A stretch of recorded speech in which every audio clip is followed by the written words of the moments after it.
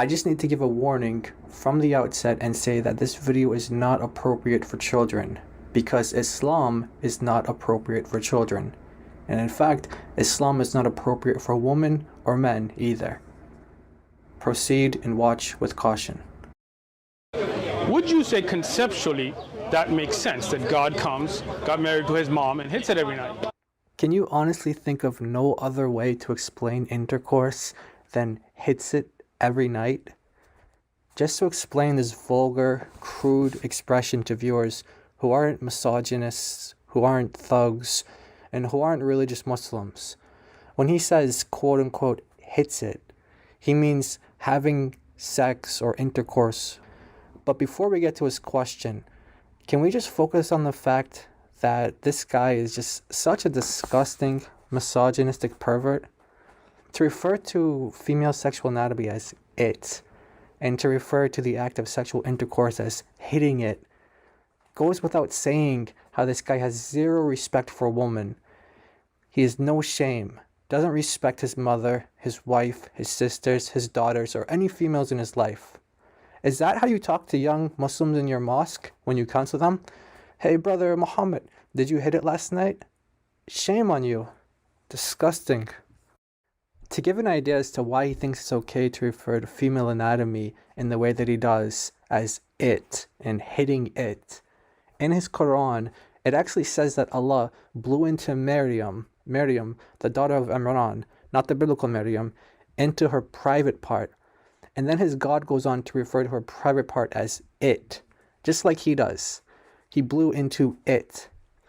Furthermore, his God also teaches that women are merely a tilth for Muslim men to plow into as they wish. So this sheds some light on why Uthman thinks it's acceptable to say, And hits it every night. Moving on to his question, but I'll rephrase it in a slightly more appropriate way. Is it conceptually possible for God to get married to a woman and have intercourse every night? What he's implying is that we as Christians believe something similar to this. He's suggesting that we think our God had sex or got married, and that's how God can have a son. That's how Jesus was produced. This is the logic that the Quran uses in chapter 6, verse 101. And I'll put a link in the description to a video I did on that in the past. So because he's trying to insult, I'll respond in a way that he can relate, since he wants to blaspheme the true God.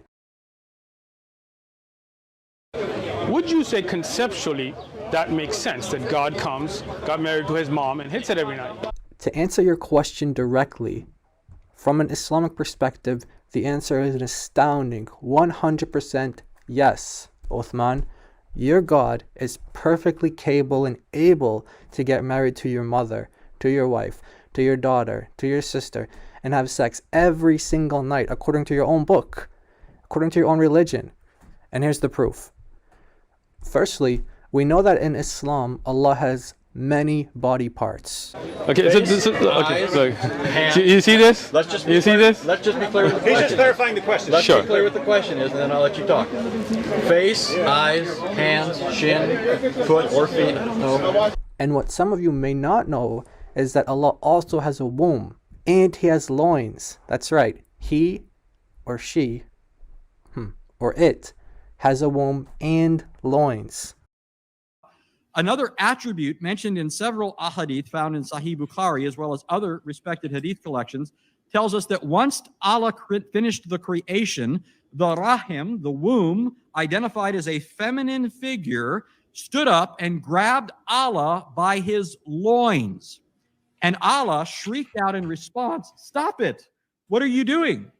According to the hadith. Other traditions besides these three in Bukhari also speak of the womb growing a tongue and grabbing various parts of Allah's body, his waist, his side, his shoulders, and so on. There's also a hadith in which Muhammad says that he saw his Lord as a curly-haired, beardless young man wearing a green robe. So your God actually has body parts, sexual reproductive organs, and your prophet saw him as a man with a womb. A man with a womb. Maybe that makes as much sense as it did in the 6th century as it does in 2021.